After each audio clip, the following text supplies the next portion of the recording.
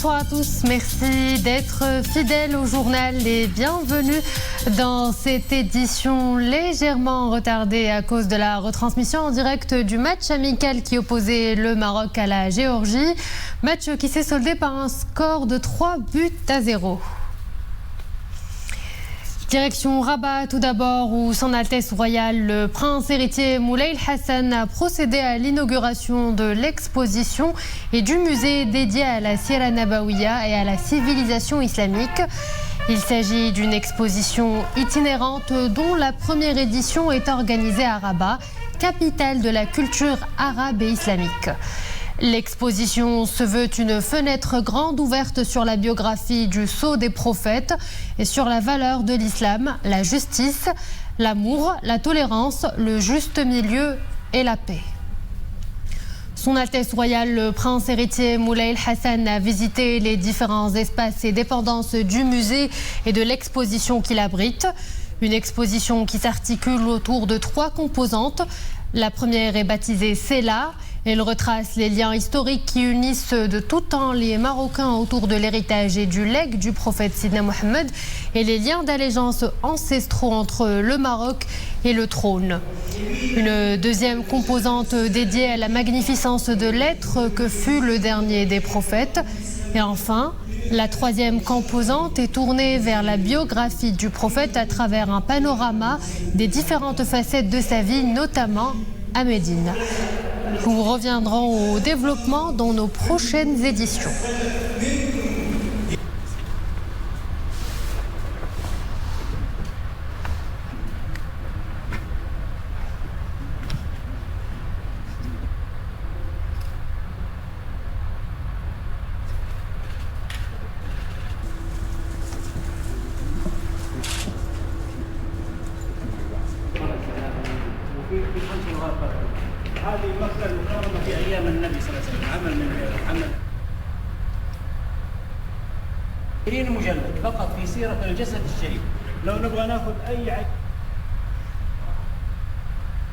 Nous célébrons cette semaine les 3 glorieuses. Après la fête du retour de l'exil du père de la nation, feu Sa Majesté Mohamed V, le peuple marocain célèbre ce jeudi la fête de la Renaissance, à la veille de la commémoration demain du 67e anniversaire de la fête de l'indépendance. L'occasion de se remémorer la symbolique d'une épopée nationale historique et ses grands enseignements dans la défense de la patrie, de ses valeurs sacrées et du combat de la paix du père de la nation, feu Sa Majesté Mohamed V, pour la libération de la patrie du joug colonialisme. Une commémoration qui se veut l'occasion de renouveler la mobilisation constante du peuple derrière le souverain et son adhésion perpétuelle aux occasions, aux actions et efforts de Sa Majesté le Roi pour la défense de l'intégrité territoriale du Maroc et de ses intérêts suprêmes. Un conseil de gouvernement s'est tenu ce matin sous la présidence du chef du gouvernement Aziz Akhnouch. Lors de ces travaux, le chef du gouvernement a assuré que l'exécutif a mobilisé tous les moyens pour la généralisation de la couverture médicale à partir du 1er décembre prochain. Aziz Akhnouch a souligné que les décrets qui ont été à l'ordre du jour de cette réunion sont les derniers dans la perspective de faire bénéficier toutes les catégories restantes de cette couverture. Au programme aussi l'adoption de 7 projets de décret, dont un relatif à l'augmentation des pensions versées par la Caisse nationale de sécurité sociale et un autre sur le régime d'assurance maladie obligatoire de base. Et la loi portant création du régime des pensions des catégories des professionnels, des travailleurs indépendants et des personnes non salariées. Les autres projets de décret portent application de ces lois aux catégories des sportifs, des cadres sportifs football, des journalistes professionnels et des journalistes professionnels accrédités non salariés et assimilés, ainsi qu'aux sportifs et cadres sportifs non salariés pratiquant certaines disciplines sportives. À Rabat, le ministre des Affaires étrangères, de la coopération africaine et des Marocains résidant à l'étranger, Nasser Bourita, a reçu aujourd'hui l'envoyé spécial du président de l'Union des Comores, Ahmed Ali Bazi, porteur d'un message à Sa Majesté le Roi Mohamed VI. Ali Bazi, qui est également ministre de l'économie, de l'industrie et des investissements, a salué l'excellence des relations entre les deux pays frères.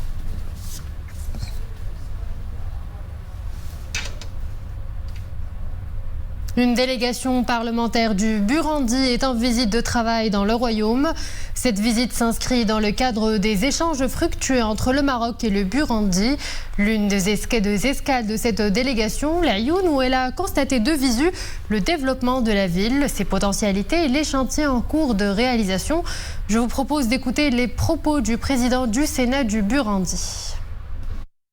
C'est dans ce cadre-là d'échange d'expérience que je suis venu au Maroc, mais aussi j'ai profité de ma présence au Maroc pour effectivement visiter la commune de l'Ayoun et pour voir le développement qui est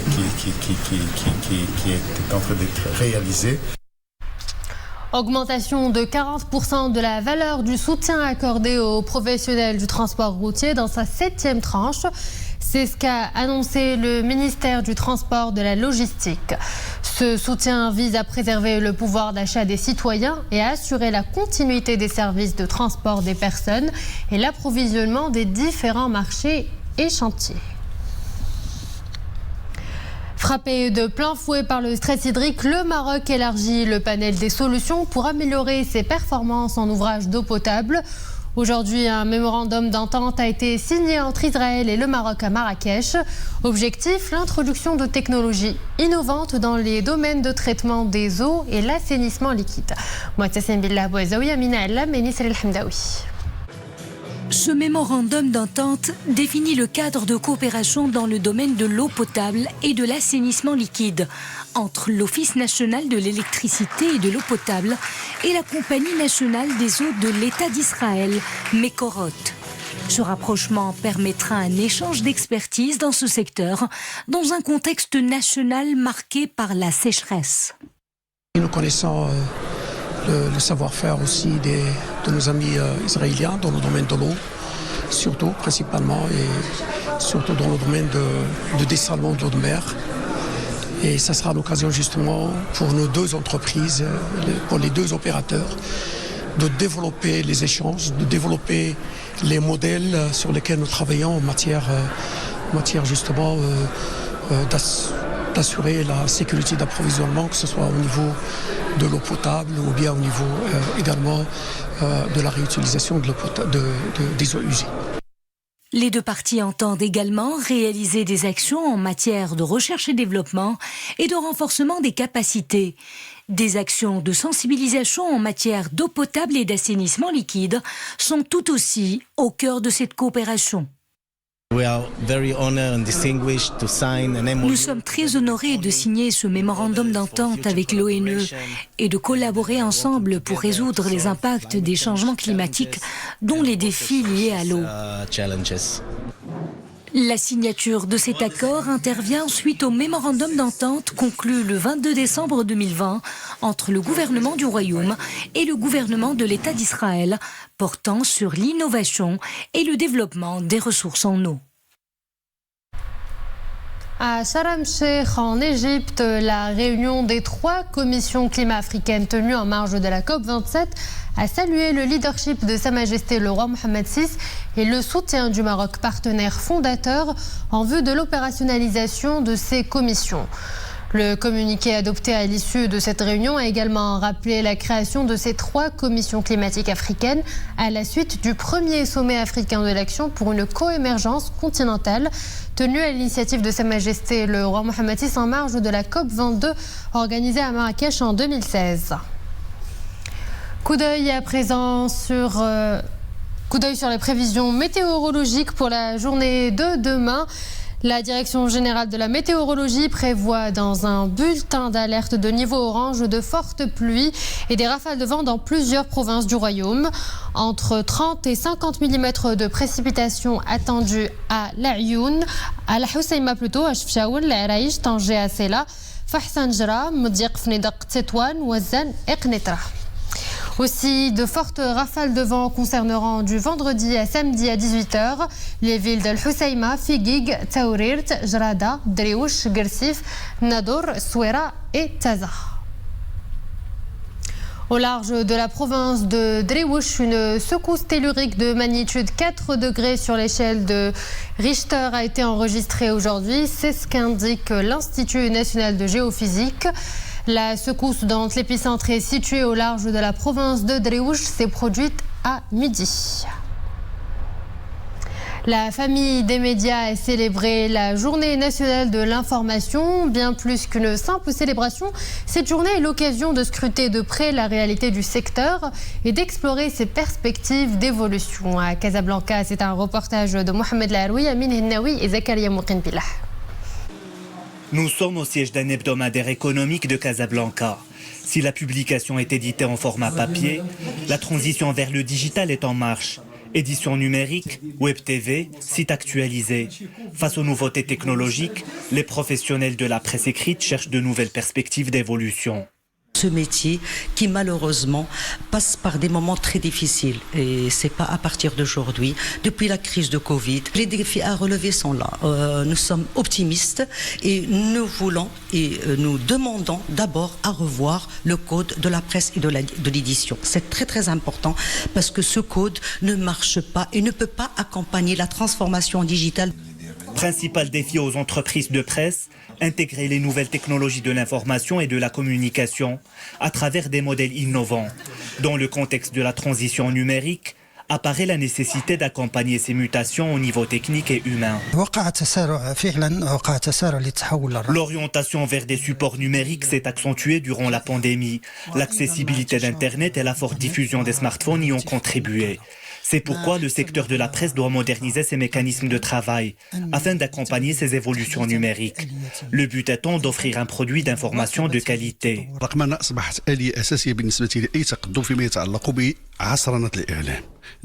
La numérisation est un atout fondamental pour moderniser la presse. Le nouveau modèle de développement a insisté sur cet aspect. Le numérique est partout dans la communication digitale. La presse devra intégrer ces avancées. Cela passe aussi par des moyens financiers et une vraie prise de conscience dans les différents types de médias, papier, électronique et audiovisuel.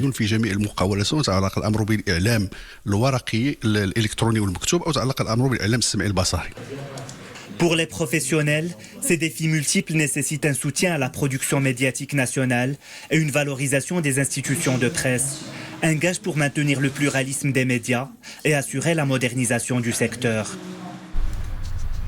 Un mot de cinéma hier au Festival du film de Marrakech. Vibrant hommage à une grande icône du 7e art marocain. À la fois scénariste, réalisatrice et productrice, je vous parle de Farida Bliazid, à qui on doit Ruse des femmes ou encore Une porte sur le ciel. Nos envoyés spéciaux à Marrakech, Abdelilal Chabiben Slaoui avec Maryam El-Missi. Saïdati, Sadati, Farida Bliazid.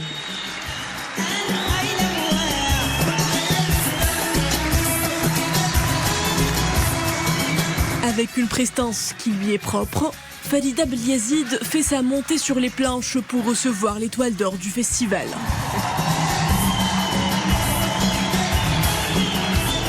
Une récompense en l'honneur de ses 40 ans de carrière, remise des mains de Younes Megri.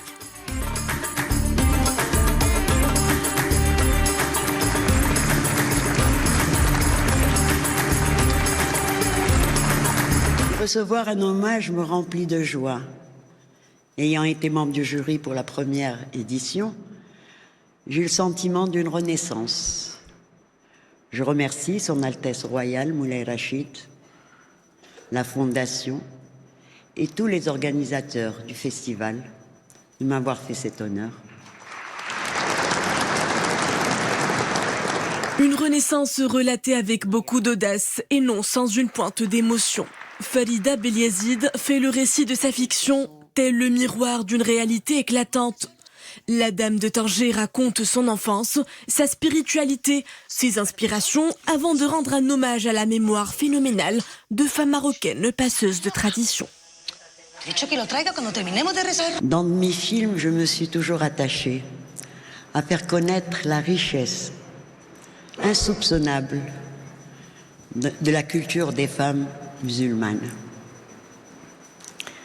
Les stéréotypes veulent qu'elles soient soumises et ignorantes, alors que, quoiqu'analphabètes, Elles ont un savoir profond qu'on peut leur envier.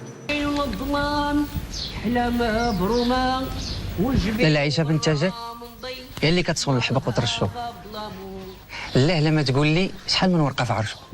En savoir que Farida Beliazid a su immortaliser avec brio dans son adaptation de Kidnsa, Ruse de femme, un conte qu'on lui narrait enfant. كلهم كيقولوا له اللي بغى يسمع وانا ما كنقول غير اللي مقتنعه به. خصو يعرف قيمة النساء.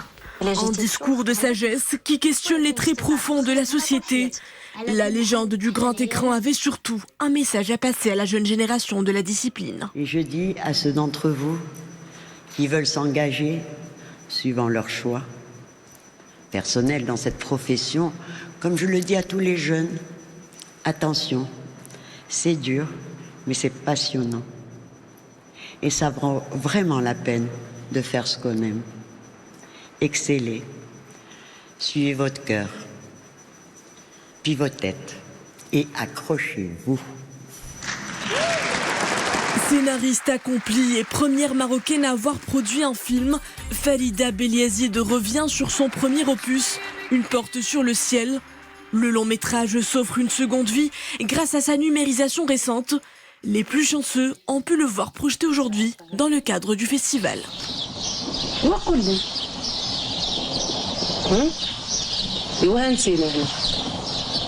بهذا الشك راه بحال اللي دخل شي بيت وشد على راسه كلام الله بحال شي مفتاح تيفتح كل شيء خاصك تقرا القرآن وتفهم.